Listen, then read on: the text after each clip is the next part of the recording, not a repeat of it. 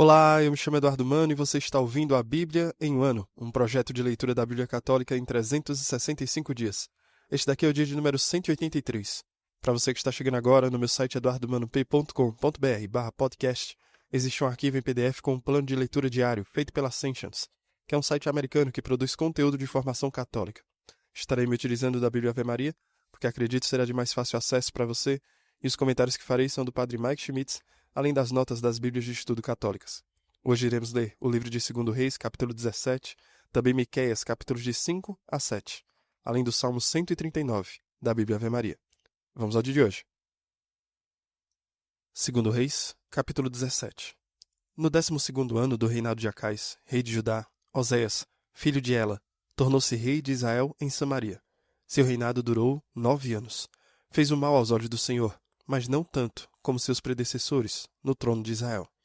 Salmanasar, rei da Síria, atacou, e Oséias ficou-lhe submisso, pagando-lhe tributo. Mas tendo o rei da Síria descoberto uma conspiração tramada por Oséias, o qual enviara mensageiros a Saís, rei do Egito, e cessara de pagar o tributo anual ao rei da Síria, tomou e o pôs em grilhões, numa prisão. Depois atacou Samaria e assediou-a por 3 anos. No ano 9º do reinado de Oséias, o rei da Síria apoderou-se de Samaria e deportou os israelitas para a Síria, estabelecendo-os em Hala, às margens do Rabor, rio de Gozã, e nas cidades da Média. Assim aconteceu porque os filhos de Israel tinham pecado contra o Senhor, seu Deus, que os tinha tirado do Egito e libertado da opressão do faraó, rei dos egípcios. Eles adoraram outros deuses e adotaram os costumes das nações que o Senhor tinha expulsado diante dos israelitas, e seguiram os costumes estabelecidos pelos reis de Israel. Os israelitas ofenderam o Senhor, seu Deus, com ações más, e estabeleceram lugares altos em todas as suas localidades, desde a simples torre de guarda até a cidade fortificada. Erigiram estelas e ídolos acerás em todos os outeiros e debaixo de toda a árvore frondosa. Queimaram incenso nesses lugares altos, como as nações que o Senhor tinha despojado diante deles, e irritaram o Senhor com suas práticas abomináveis, adorando ídolos, embora o Senhor lhes tivesse dito: não fareis tal coisa. O Senhor tinha advertido Israel e Judá pela boca de seus profetas e videntes: renunciai às vossas más ações, guardai meus mandamentos e minhas leis, observai toda a lei que prescrevi a vossos pais, e que vos transmiti pelos meus servos, os profetas. Mas eles não o quiseram ouvir e endureceram o coração, como o tinham feito seus pais, que se tornaram infiéis ao Senhor, seu Deus. Desprezaram os seus preceitos e a aliança estabelecida com seus pais. Não atenderam às advertências que lhes tinha feito e seguiram as vaidades, tornando-se eles mesmos vaidades, apesar de ter-lhes o Senhor proibido seguir as pisadas dos povos que os cercavam. Abandonaram todos os mandamentos do Senhor, seu Deus. Fabricaram para si 2 bezerros de metal fundido e ídolos acerás. Prostraram-se diante de todo o exército dos céus. Prestaram culto a Baal. Fizeram passar pelo fogo seus filhos e filhas. Entregaram-se à adivinhação, à bruxaria. Enfim, abandonaram-se inteiramente a tudo o que desagradava ao Senhor, irritando-o. Por isso, o Senhor ficou profundamente indignado contra os israelitas e lançou-os para longe de sua face. Só a tribo de Judá subsistiu. Mas nem mesmo Judá observou os mandamentos do Senhor, seu Deus, e seguiu os costumes de Israel. O Senhor rejeitou, pois, toda a linhagem de Israel, humilhou-a e a entregou nas mãos dos saqueadores, até que fosse completamente banida de sua presença. Israel tinha se separado da casa de Davi e tinha proclamado como seu rei a Jeroboão, filho de Nabate, que desviara o seu povo do culto do Senhor e o fizera cair num grande pecado. Os israelitas andaram em todos os pecados que Jeroboão tinha cometido e não se afastaram deles, até o dia em que o Senhor os baniu de sua presença, como tinha anunciado pela boca dos profetas, seus servos.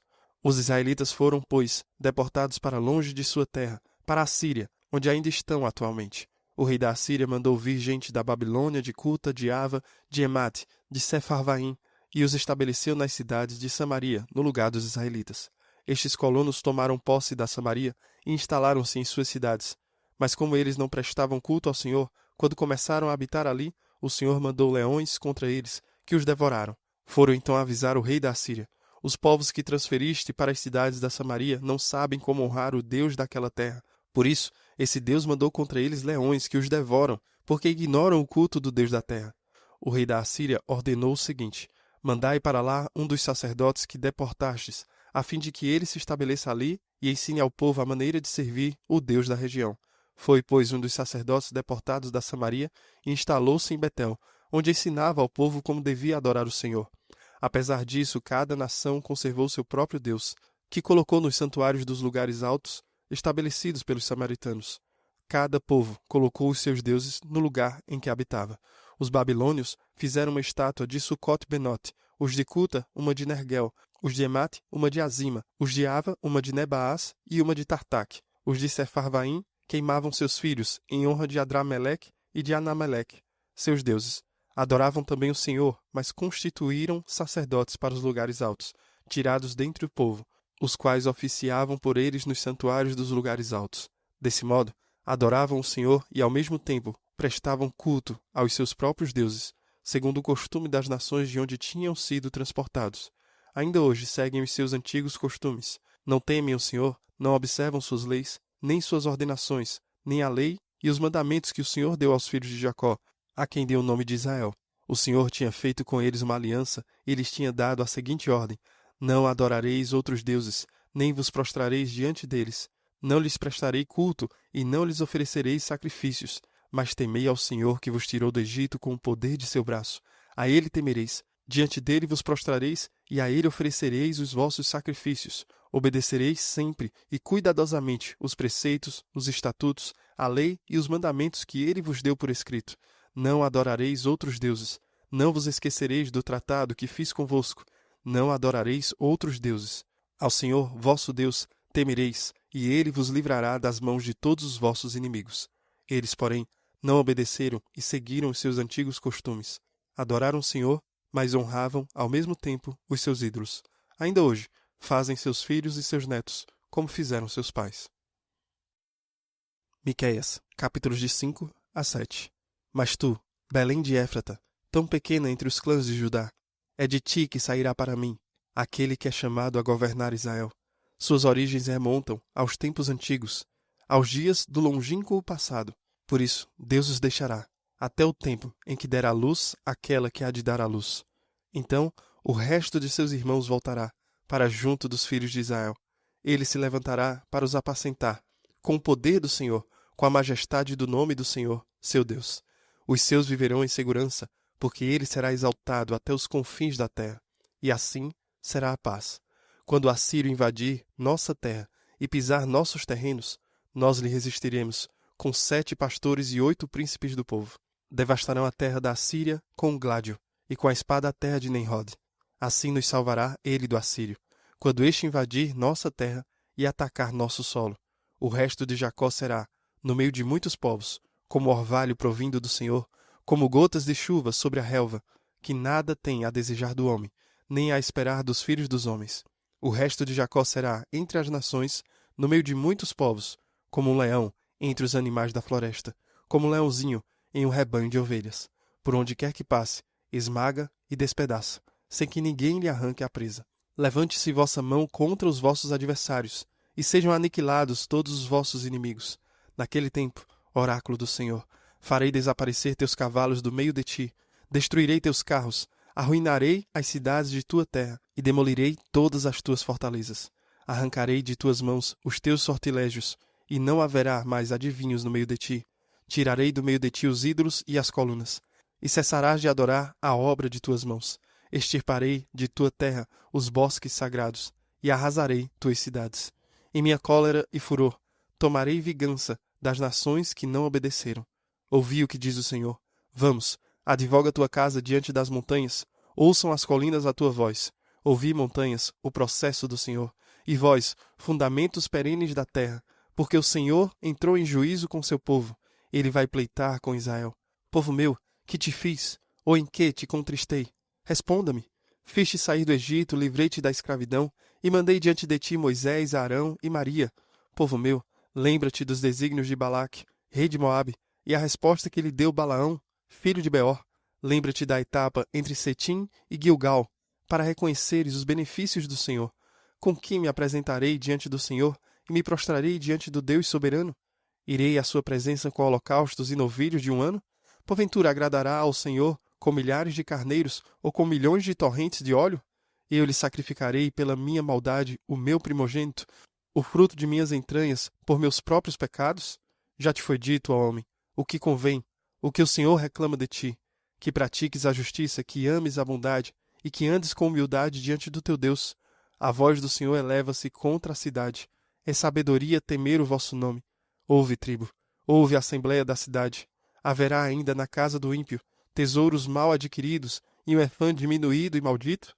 Pode-se ser inocente com balanças falsas e com um saco cheio de pesos enganosos? Os ricos da cidade são homens violentos. Os seus habitantes proferem mentiras, e em sua boca a língua só serve para enganar. Por isso, vou começar a ferir-te por minha vez, a devastar-te por causa de teus pecados. O que comeres não te saciará.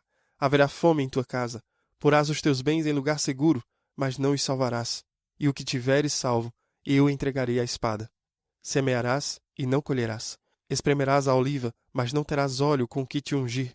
Pisarás o mosto, mas não terás vinho para beber. Observam-se as leis de Anri, seguem-se os exemplos da casa de Acabe.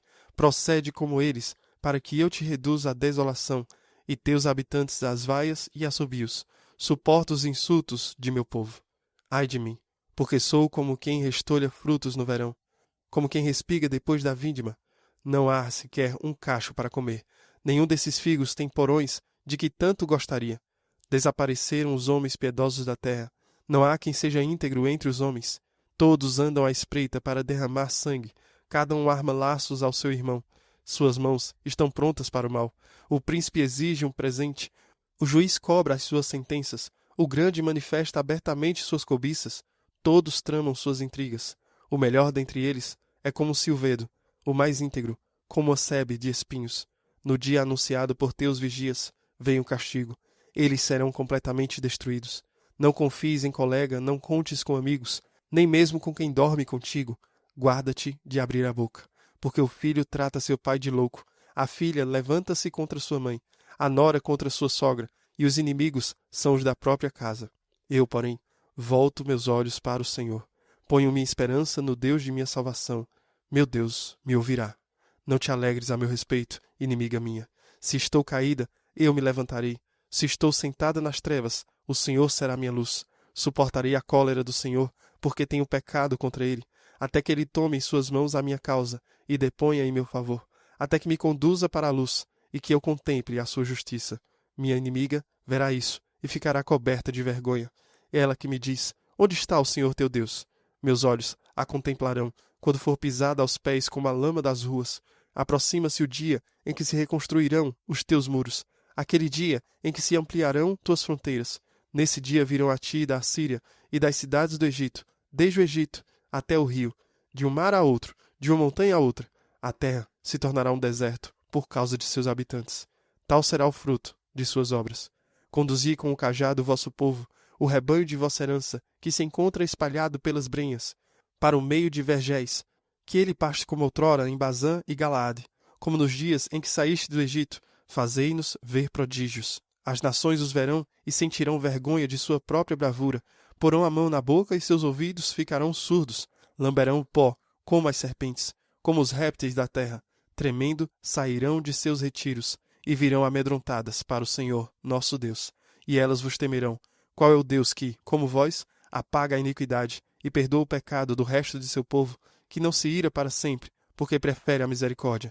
Uma vez mais, tende piedade de nós. Esquecei as nossas faltas e jogai nossos pecados nas profundezas do mar. Mostrai a vossa fidelidade para com Jacó e vossa piedade para com Abraão, como jurastes a nossos pais, desde os tempos antigos. Salmo 139, da Bíblia Ave Maria. Ao mestre de canto, Salmo de Davi. Livrai-me, Senhor, do homem mau. Preservai-me do homem violento, daqueles que tramam o mal no coração, que provocam discórdias diariamente, que aguçam a língua qual serpente, que ocultam nos lábios veneno viperino. Salvai-me, Senhor, das mãos do ímpio. Preservai-me do homem violento, daqueles que tramam minha queda. Orgulhosos armam laços contra mim e estendem suas redes, e junto ao caminho me colocam ciladas. Digo ao Senhor: vós sois o meu Deus. Escutai, Senhor, a voz de minha súplica. Senhor Deus, meu poderoso apoio, vós protegeis minha fronte no dia do combate. Não atendais, Senhor, aos desejos do ímpio, não deixeis que se cumpram seus desígnios, que não levantem a cabeça os que me cercam. Sobre eles recaia a malícia de seus lábios. Carvões ardentes chovam sobre eles. Sejam lançados numa fossa de onde não se erguem mais. Não terá duração na terra a má língua. O infortúnio surpreenderá o homem violento. Sei que o Senhor defende o desvalido e faz justiça aos pobres. Sim, os justos celebrarão o vosso nome, e os retos poderão viver em vossa presença. Muito bem, este é o dia em que terminamos a era do reino dividido e entramos amanhã no período do exílio. Esta é a queda da Samaria, é a queda do reino do norte, onde ouviremos amanhã. Mas vamos hoje no dia 183. Nós seguimos as 10 tribos de Israel por muito tempo. Acabamos de começar Miqueias ontem e encerramos ele hoje. Reconhecemos o que Miqueias tem a dizer às tribos do reino do norte de Israel. Os profetas continuam a pregar tanto para Judá quanto para Israel. Os profetas dizem ao povo: você precisa se arrepender, ou o que vai acontecer com você é julgamento. O julgamento vai acontecer. Devemos perceber que estamos sendo chamados de volta também. Vamos em 2 Reis, capítulo 17, onde há a queda do reino do norte. O rei da Assíria entrou e tomou o povo das 10 tribos do norte e os exilou. Este é um momento crítico. As 10 tribos do norte se foram para sempre. Não podemos superenfatizar o quão importante isso é. As 2 tribos do sul são Judá e Benjamim. Elas ainda estão lá. 2 Reis, capítulo 17, versículo 19 e 20, diz: também Judá não guardou os mandamentos do Senhor seu Deus, mas andou nos costumes que Israel havia introduzido. E o Senhor rejeitou todos os descendentes de Israel, e os afligiu, e os entregou nas mãos dos destruidores, até que os expulsou de sua presença. As tribos de Judá e Benjamim vão ficar um pouco mais, mas logo depois elas serão exiladas na Babilônia também. Mas eles poderão voltar e reassentar a terra. As 10 tribos do norte nunca voltarão. Eles nunca serão os mesmos. Não só eles nunca mais voltarão, mas você pode ver que no meio de 2 Reis, capítulo 17, o rei da Assíria trouxe pessoas de 5 nações: Babilônia, Cutá, Avá, Emat e Sepharvaim. Estas 5 nações estão estabelecidas nas cidades de Samaria, em vez dos filhos de Israel. Eles tomaram posse de Samaria e habitaram em suas cidades. Isso vai ser muito importante. Quando pensamos em Samaria, pensamos em samaritanos. Judeus não têm nada a ver com samaritanos. No tempo de Jesus, existem todos esses samaritanos que não são judeus. E o que acontece? Isso é muito importante. Há um conflito. Há leões que entram na terra de Samaria e estão matando pessoas. Então o rei da Síria diz: talvez seja porque eles abandonaram o Deus da terra. Mantenha isso em mente. O rei da Síria está usando um D minúsculo. Nas leituras nós vemos um D minúsculo para Deus. Este rei está se referindo ao Deus local, não o Senhor nosso Deus. O rei da Síria basicamente diz: porque expulsamos todos os seus sacerdotes, a terra está amaldiçoada agora, então precisamos trazer de volta um desses padres para que eles possam restabelecer sua religião, porque o Deus da terra é a razão pela qual os leões estão aqui matando pessoas. Eles não apenas subestimam que o Senhor Deus é o Deus de tudo. O rei da Síria traz então um sacerdote do reino do norte, que nem um sacerdote levítico é um padre que agora está ensinando essa versão corrompida do que chamaríamos hoje de Antigo Testamento. E isso tudo começou com o primeiro rei, Jeroboão. Por causa disso, e porque esses 5 novos reinos foram introduzidos na terra, os samaritanos virão a pensar em si mesmos como judeus de alguma maneira. Eles não se consideram judeus. Em João capítulo 4, nós temos lá a mulher no poço que encontra o nosso Senhor Jesus Cristo, que é uma samaritana. A certa altura, ela diz em João capítulo 4, versículo 9: como é que você, um judeu, me pede de beber, a mim que sou uma mulher samaritana? Porque os samaritanos não tinham nada a ver com os judeus. João capítulo 4, versículo 20 vai dizer: nossos pais adoraram neste monte, e você diz que em Jerusalém é o lugar onde os homens devem adorar. Jesus deixa claro que a salvação vem dos judeus. Jesus diz: adoramos o que entendemos, mas você adora o que você não entende. Isto é por causa desta história inteira, que começou 700 anos ou mais antes de Jesus. Essa é a chave para poder entender essa tensão entre judeus e samaritanos. Os samaritanos estão agora vivendo na terra que pertencia aos judeus, mas o rei da Síria exilou os judeus e trouxe esses 5 outros reinos. Aqui está uma coisa notável em João capítulo 4. Quantos maridos a mulher samaritana teve? Ela diz: eu não tenho marido. Jesus diz: você está certa em dizer: eu não tenho marido, porque 5 maridos tiveste, e aquele que agora tens não é teu marido. Isso não vale só para a mulher. Com 5 casamentos e agora um homem novo. Mas isso também é verdade do povo daquela região. O que foi trazido para Samaria? 5 reinos, 5 países: Babilônia, Cutá, Ava, Emate, Sepharvaim. 5 reinos. Todos aqueles 5 reinos, nações, foram trazidos para aquele lugar. 5 maridos. Aquele com quem você está agora, algum samaritano aleatório, não é seu marido. Lembremos em Oséias o que Deus diz. Oséias capítulo 2, versículo 16. E naquele dia, diz o Senhor, você me chamará de meu marido, e não mais me chamará de meu Baal. Deus quer estar nesse relacionamento da aliança com seu povo. Então esse é um daqueles momentos incríveis, onde nós conseguimos fazer a ligação. Vamos aqui em 2 Reis capítulo 17, tendo a previsão do que será cumprido em João capítulo 4, quando Jesus fala com a mulher samaritana, chamando-a à fé. Jesus também chama as pessoas de sua cidade, em que ela vive, para ter fé nele. Isso é maravilhoso. Mas vamos voltar para Miqueias. Miqueias capítulo 5 existem algumas palavras famosas. Talvez você ache que tenha ouvido no Natal ou no Advento. Miqueias capítulo 5, versículo 2 diz: Mas tu, ó Belém Éfrata, que és pequena para estar entre os clãs de Judá, de ti sairá para mim aquele que há de reinar em Israel. Esta também é a profecia de Jesus Cristo nascer em Belém, cuja origem é antiga desde tempos remotos.